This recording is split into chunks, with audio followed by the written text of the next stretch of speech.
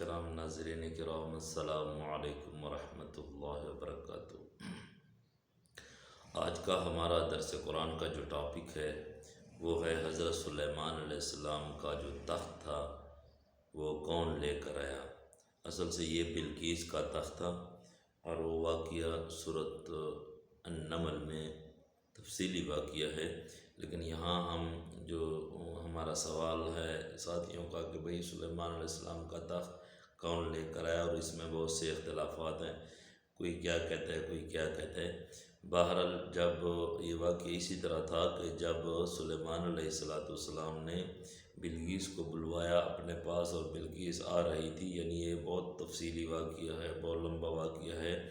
تو سلیمان علیہ السلام جب بلقیس کو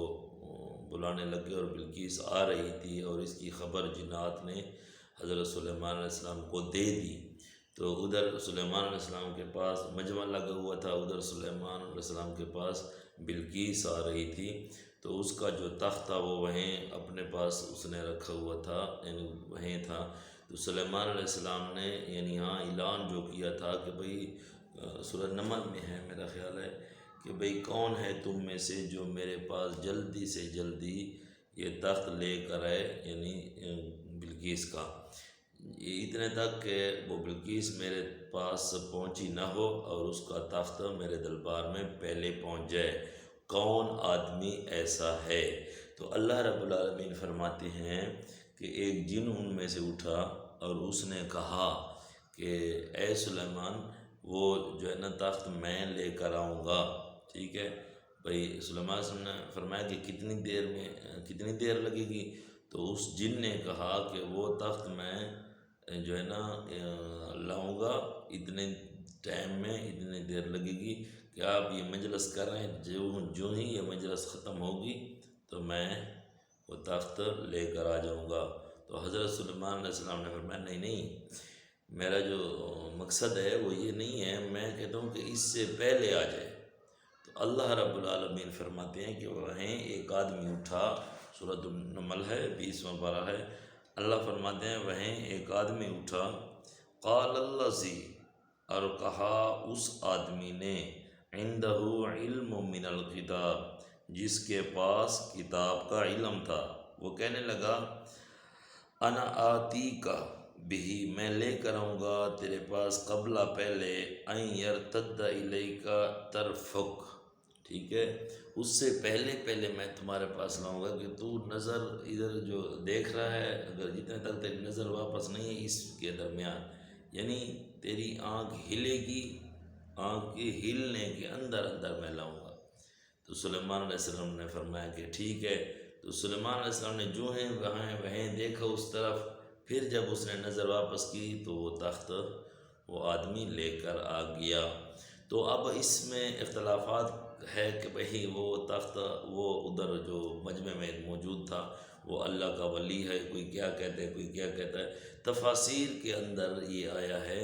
کہ یہ جو آدمی اٹھا تھا یہ حضرت سلیمان علیہ السلام کا کاتب تھا اور اس کا نام آصف تھا، یہ جو ہے نا اسم اعظم کا جو ہے نا علم رکھتا تھا، یہ بھی تفسیروں نے لکھا ہے۔ اور یہ انہوں نے روایت بیان کی عبداللہ ابن عباس رضی اللہ تعالیٰ عنہ کی، بہرحال تو وہ کہتے ہیں کہ بھئی وہ کاتب تھا سلیمان علیہ السلام کا اور وہ اسم اعظم کا ورد کرتا تھا اور وہ اللہ کا ولی تھا، ٹھیک ہے۔ چلو اتنی باتیں ہی لکھی ہوئی ہیں، لیکن یہاں ہم یہ دیکھیں کہ بھئی اللہ رب العالمین نے اس آدمی کا تعارف کروایا ہے، اس کی نشانی بیان فرمائی ہے کہ یہ کون ہے، ٹھیک ہے۔ ایک بات تو یہ ہے کہ بھئی یہاں موجود اگر اللہ کا ولی تھا، یعنی اس کے پاس اتنی طاقت تھی، تو حضرت سلیمان علیہ السلام اللہ کا نبی تھا اور پیغمبر تھا، تو بہرحال اللہ کا ولی کا جو درجہ ہے وہ نبی سے تو زیادہ نہیں ہوتا۔ اللہ کے جتنے اولیاء کرام ہیں، یعنی اللہ کے محبوب لوگ ہیں، ان کا درجہ تو اپنا ہے، لیکن جو نبی کا درجہ ہے وہ زیادہ ہے۔ یہاں قرآن بیان فرما رہے ہیں قال الذی، وہ آدمی، اس آدمی نے کہا، ٹھیک ہے، علم عندہ، جس کے پاس تھا علم من الکتاب، جن کے پاس کتاب کا علم تھا، ٹھیک ہے، کہ کتاب کا علم اس کے پاس تھا، یعنی اللہ کی کتاب کا علم اس کے پاس تھا۔ تو اس زمانے میں اللہ کا علم جو ہے نا، کہ اللہ کی کتاب کا علم اس زمانے میں صرف نبی کے پاس تھا، ٹھیک ہے۔